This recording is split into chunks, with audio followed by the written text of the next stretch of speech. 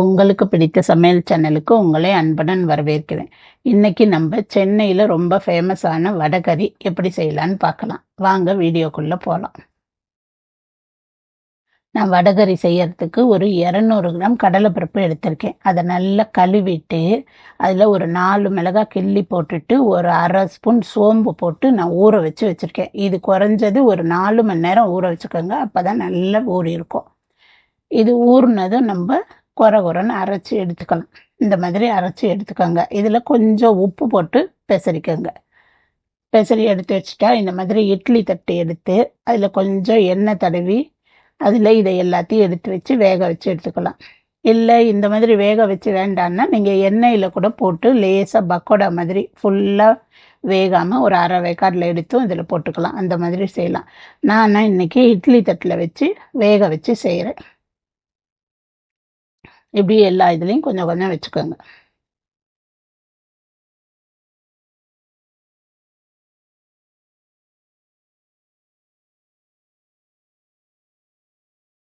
இது இட்லி, தோசை, இடியாப்பம் எல்லாத்துக்கூட சாப்பிட நல்லா இருக்கும். இந்த மாதிரி செஞ்சீங்கன்னா டெய்லி சட்னியே செய்கிறோமில்ல, அதுக்கு பதிலாக இந்த மாதிரி செய்யும்போது கொஞ்சம் நல்லா இருக்கும்.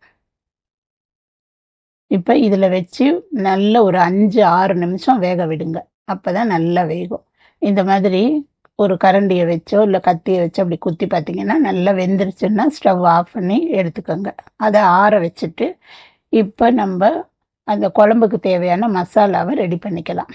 அதுக்கு கடாயில் எண்ணெய் ஊற்றி ஒரு ஸ்பூன் சோம்பு போட்டிருக்கேன். ஒரு 4 கிராம்பு, 4 பட்டை, 2 ஏலக்காய் எல்லாத்தையும் ஒன்று சேர்த்து போட்டு ஒரு துண்டு இஞ்சி, ஒரு 4 பூண்டு பல் சின்ன சின்னதாக கட் பண்ணி அதையும் சேர்த்து நல்லா வதக்கிக்கோங்க.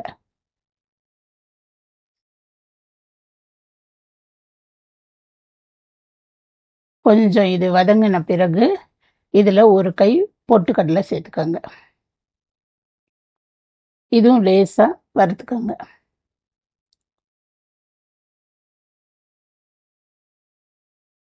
இது லேசாக வறுத்ததும் இதே அளவுக்கு ஒரு புடி தேங்காய் சேர்த்திங்கன்னா சரியாக இருக்கும். இதுவும் நல்லா லேசாக கொஞ்சம் வறுத்து எடுத்துக்கலாம். இப்போ கொஞ்சம் கருவேப்பிலை இதில் சேர்த்துக்கோங்க. இது எல்லாத்தையும் நம்ம ஆற வச்சு நம்ம அரைச்சி எடுத்துக்குவோம். ஒரு பிளேட்டில் சேர்த்து ஆற விட்டுருங்க ஃபஸ்ட்டு. இதை இந்த மாதிரி மிக்ஸி ஜாரில் சேர்த்துட்டு அந்த காரத்துக்கு இது கூட 3 பச்சை மிளகாய் சேர்த்துக்கோங்க. அது எல்லாத்தையும் நல்லா நைஸாக அரைச்சி எடுத்து வச்சுக்கலாம். இப்போ நம்ம அந்த வறுத்த அதே கடாயை வச்சு ஒரு 2 ஸ்பூன் எண்ணெய் சேர்த்துக்கோங்க.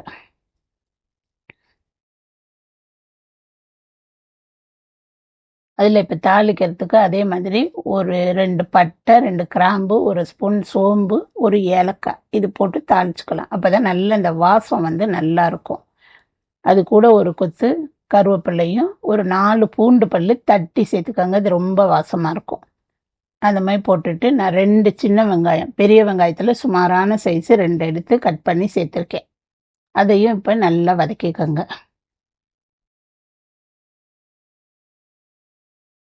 இப்போ நல்லா இது ரொம்ப வதங்கணும்னு இல்லை. இந்த ஸ்டேஜ் வதங்கும் போது இப்போ கொஞ்சம் உப்பு இதில் சேர்த்துக்குவோம் நம்ம.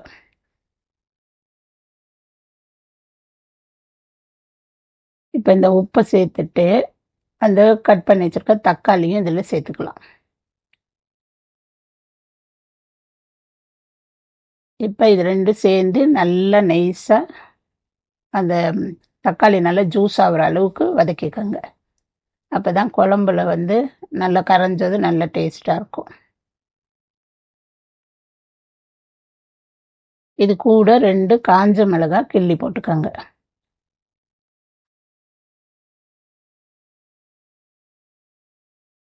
இந்த மாதிரி கொஞ்சம் நேரம் நல்லாவே வதங்கட்டும்.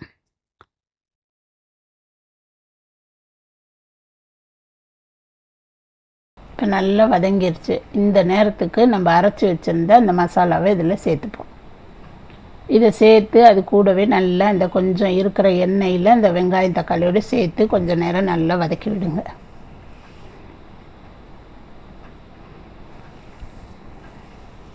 இப்போ இதில் ஒரு ஸ்பூன் மஞ்சத்தூள் போட்டிருக்கேன்.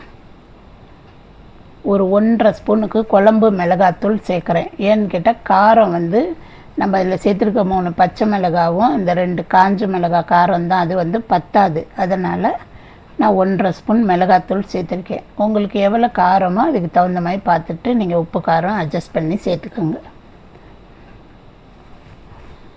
இப்போ இதுக்கு நல்ல தாராளமாக 4 டம்ளர் தண்ணி ஊற்றிக்கலாம். ஏன்னு கேட்டால் அந்த வடை வெந்திருக்க அந்த இதை போடும்போது இது பத்தாமல் போயிடும், குழம்பு ரொம்ப திக்காயிரும். அதனால் நல்ல குழம்பு தாராளமாக வச்சுக்கலாம். அதனால் தண்ணி சேர்த்துக்கோங்க. இதை எல்லாத்தையும் நல்லா கலக்கி விடுங்க.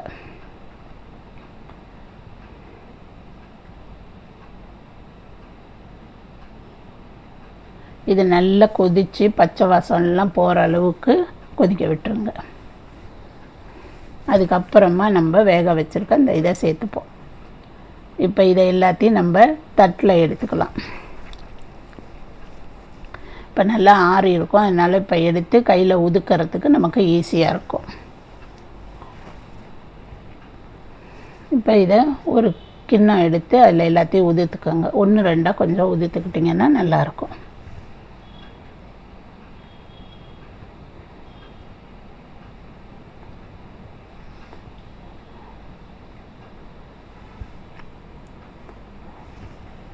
இப்போ அதை நல்லா உதிர்த்து வச்சுட்டோம். இப்போ குழம்பு நல்லா கொதி வந்துடுச்சு பாருங்கள்.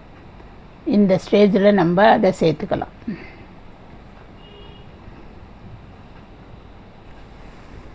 இப்போ இந்த நேரம் உப்பு காரமும் கொஞ்சம் பார்த்துக்கோங்க. பார்த்துட்டு அதுக்கு தகுந்த மாதிரி அட்ஜஸ்ட் பண்ணிக்கிட்டு நம்ம வேக வச்சுருக்க இந்த பக்கோடாவை சேர்த்துப்போம்.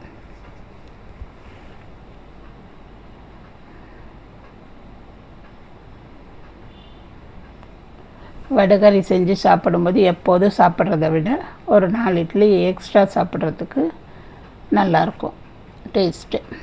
ஒரே சட்னி செய்யறதுக்கு இது கொஞ்சம் வித்தியாசமாக இருக்கும்ல, ஒரு முறை செஞ்சு பாருங்கள், ரொம்ப நல்லாயிருக்கும். இப்போ இதை எல்லாத்தையும் நல்லா கிளறி விட்டுட்டு அது இல்லை அந்த பக்கோடாவில் உப்பு காரம் எல்லாம் கொஞ்சம் பிடிக்கிறதுக்கு கொஞ்சம் நேரம் கொதிக்கட்டும்.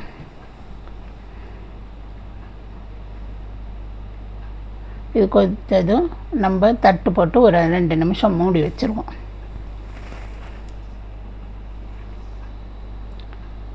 இப்போ திறந்து பாருங்கள், கொஞ்சம் நல்ல குழம்பு அந்த பக்கோடாவில் குழம்பெல்லாம் ஏறி திக்காயிருக்கு பாருங்கள் குழம்பு.